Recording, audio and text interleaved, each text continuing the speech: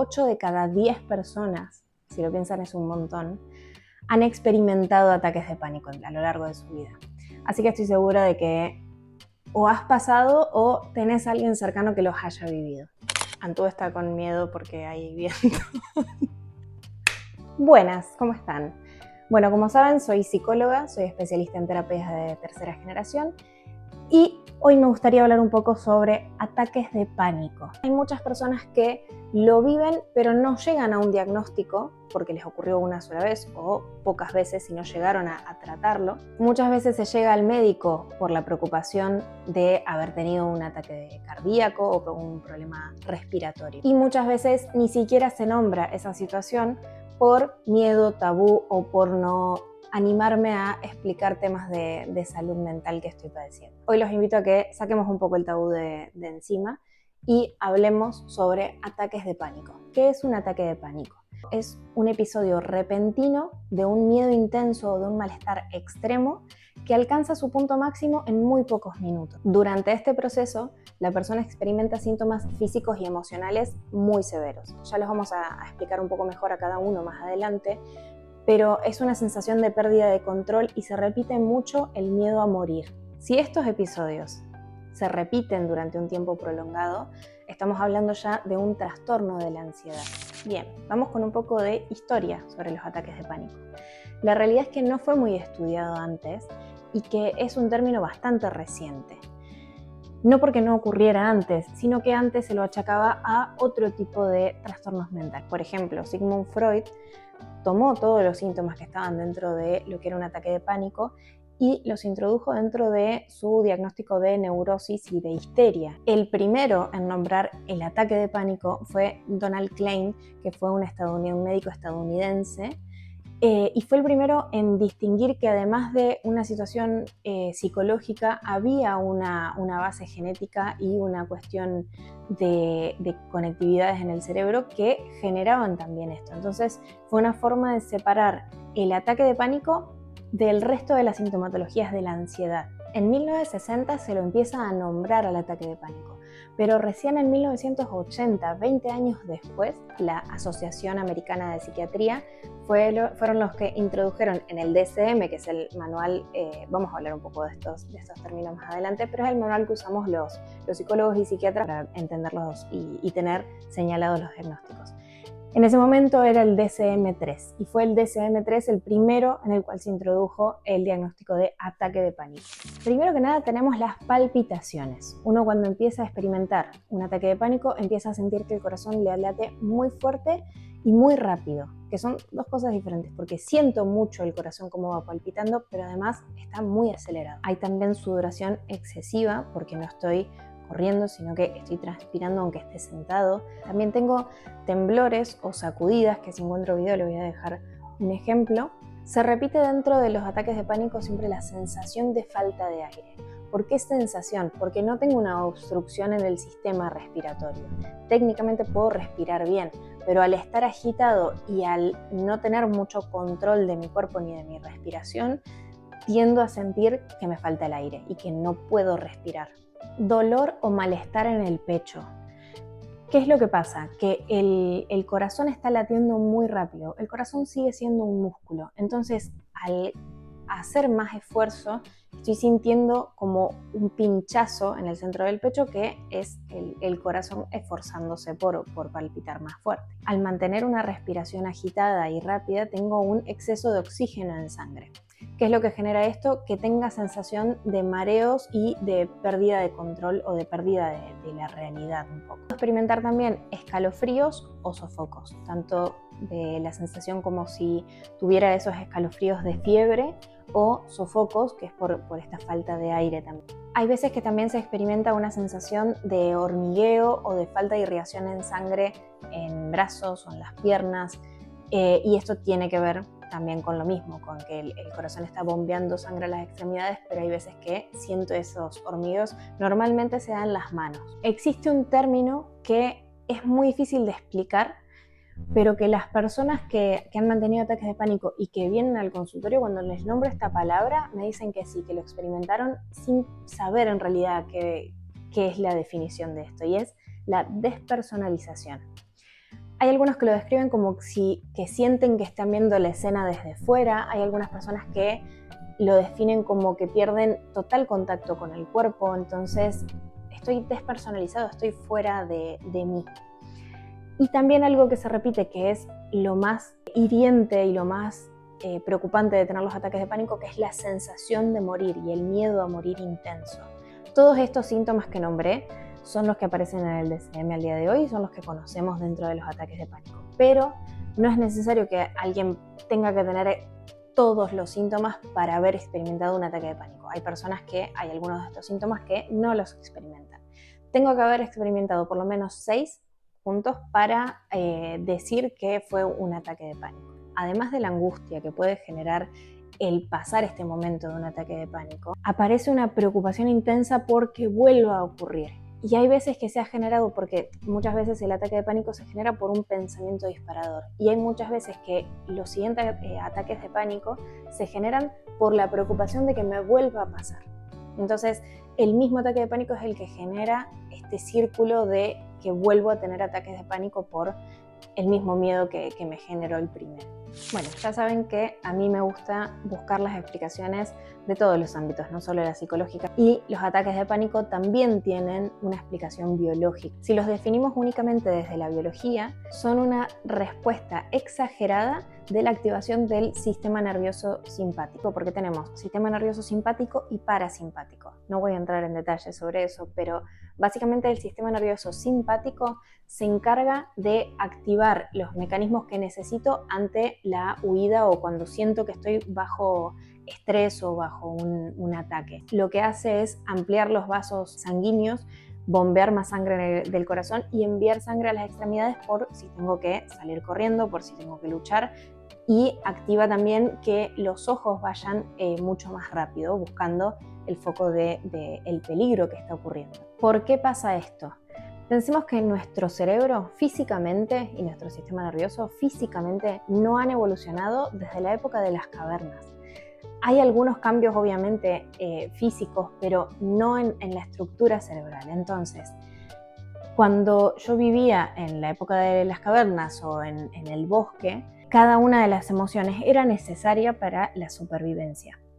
Por ejemplo, en ese momento, si yo estaba cazando y confundía una rama con una serpiente, si miraba bien no pasaba nada porque al final era una rama, pero si confundía una sola vez una serpiente con una rama, ahí era donde estaba el problema y morían. En esa época vamos aprendiendo a ver lo peor de la situación. Y la ansiedad funciona un poco de eso. ¿Cuál puede ser el panorama más peligroso ante lo que estoy viviendo? Dentro de las estructuras cerebrales que intervienen dentro de los ataques de pánico, tenemos el sistema límbico y la amígdala.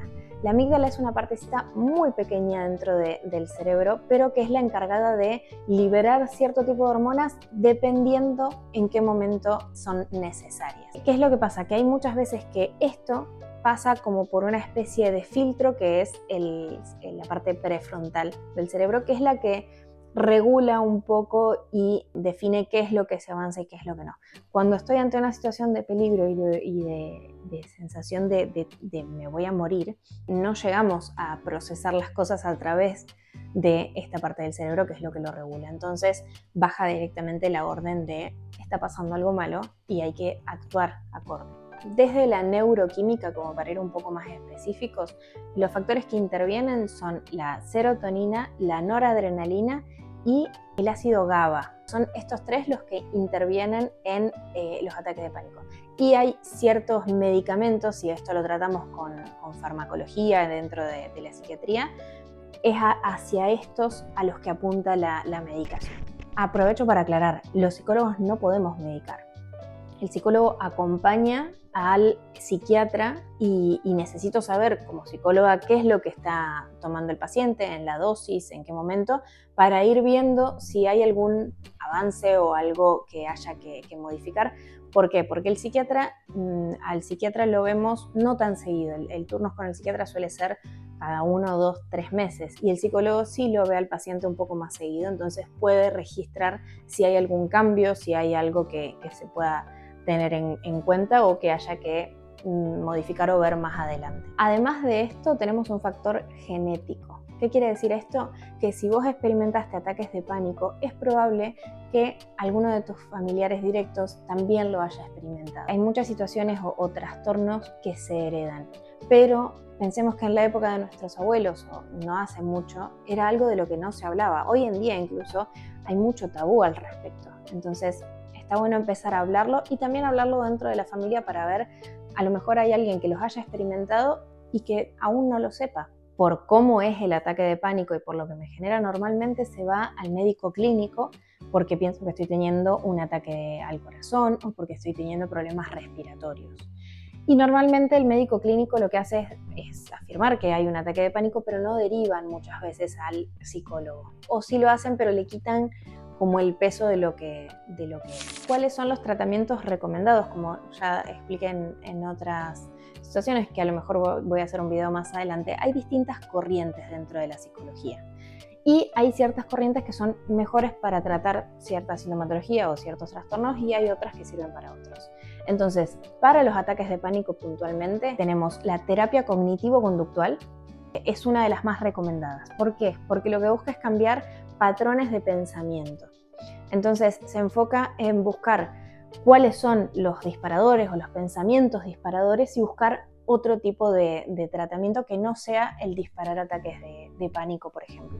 Es una de las terapias más eficaces, que tiene herramientas mucho más concretas y que sirven mucho para tratar este tipo de ansiedad y este tipo de trastornos de forma muy eficaz. Otra de las terapias muy recomendadas es terapias dentro de las terapias de tercera generación, las de mindfulness, que son una especie de meditación activa y ayudan mucho con determinados ejercicios a buscar esto de retomar el control de mi respiración y de poder conectar un poco con ese pensamiento que se me generó y con las sensaciones físicas. Además de esto, que estos son los tratamientos recomendados, a mí me gustaría también dejarles un par de herramientas para poder acompañar a personas que estén teniendo ataques de pánico. Me ha pasado mucho de escuchar no solo a pacientes que han padecido por esto y que no tuvieron a nadie cerca que supiera cómo ayudarlos y terminaron en llamar a ambulancias, en algo mucho más grande que se puede simplificar y que, digamos, esto de simplificarlo también ayuda mucho a que la situación no sea tan traumática, porque si además de que estoy teniendo un ataque de pánico se genera muchísima gente a mi alrededor, yo no puedo explicar lo que me está pasando y se arma una situación mucho más grande de lo que podría ser, me genera un trauma mucho más grande. Entonces, ¿cómo acompaño a alguien que está teniendo un ataque de pánico? Si yo noto que la persona está respirando muy fuerte o muy rápido, que está transpirando, que no puede hablar porque en ese momento es muy difícil hablar y que está tendiendo como a querer irse del lugar en donde está, una herramienta muy práctica es ponerle hielo o una botella de agua fría, apoyarla sobre las muñecas, ¿sí? Y sostenerla unos segundos. Esto lo que ayuda es que baje un poco o se cierren un poco las venas, porque tenemos las venas un poco más al descubierto en esta zona. Entonces, al tenerlas más en contacto, lo que hago es bajar un poco la irrigación sanguínea, desde fuera hacia adentro. Y es muy importante ayudar a la persona a guiarla en la respiración, guiarla en que pueda respirar lento. Si yo le digo respira, no le estoy dando una indicación precisa. Lo que le tengo que decir es cómo respirar. Parece ilógico, pero en ese momento la persona necesita respirar rápido. Entonces, para poder ayudarlo a bajar la respiración, hay un ejercicio que es 5-4-5, que es ayudar a la persona contando en tiempos a inhalar en 5 tiempos. Entonces, sostengo la respiración en 4 tiempos y exhalo también en 5 tiempos. ¿Por qué es esto? Porque si yo aguanto la respiración y exhalo rápido, sigo acelerando la respiración. Entonces, no solo inhalo en 5 tiempos, sino que exhalo también en 5 tiempos. Y vuelvo a repetir. Esta respiración yo recomiendo hacerla 3 veces. Después de eso, la persona va a poder regular un poco la respiración sola. Mientras hacemos este ejercicio de respiración, también le tengo que pedir a la persona que enfoque la mirada en algo pequeño y que esté a 2 metros. un tornillo, una manchita, algo que haya en la habitación, que sea pequeño y que enfoque la mirada ahí. ¿Para qué es esto? Van a notar que una persona cuando está padeciendo un ataque de pánico está con la vista hacia todos lados, porque estoy buscando el peligro, estoy buscando qué es lo que me está atacando. Y además, los ojos expresan mucho sobre cómo va el pensamiento.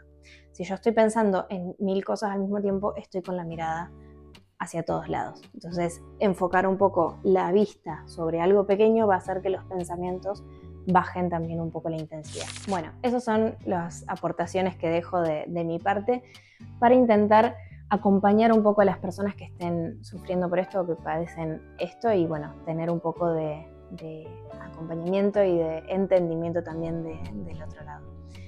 Hablemos sobre esto, si han pasado por un ataque de pánico, me gustaría que lo dejen en los comentarios. Yo en particular los he vivido en mi adolescencia y después de más grande alguna vez también me tocó, pero recuerdo mucho los de mi adolescencia, fueron muy seguidos y durante un periodo de más de 5 o 6 meses. Así que por eso también quería hablar un poco de esto y por eso también me especialicé un poco en ansiedad y ataques de pánico, porque fue una de las cosas que cuando las empecé a estudiar fue donde las terminé de entender, y poder acompañar a personas que lo padecieron me hizo sanar mucho a mí. Así que a cuidarse emocionalmente y nos vemos. Chau.